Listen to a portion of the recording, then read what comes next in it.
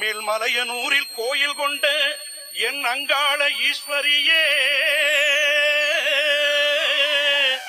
ஆத்தானே அழைக்கின்றேன்,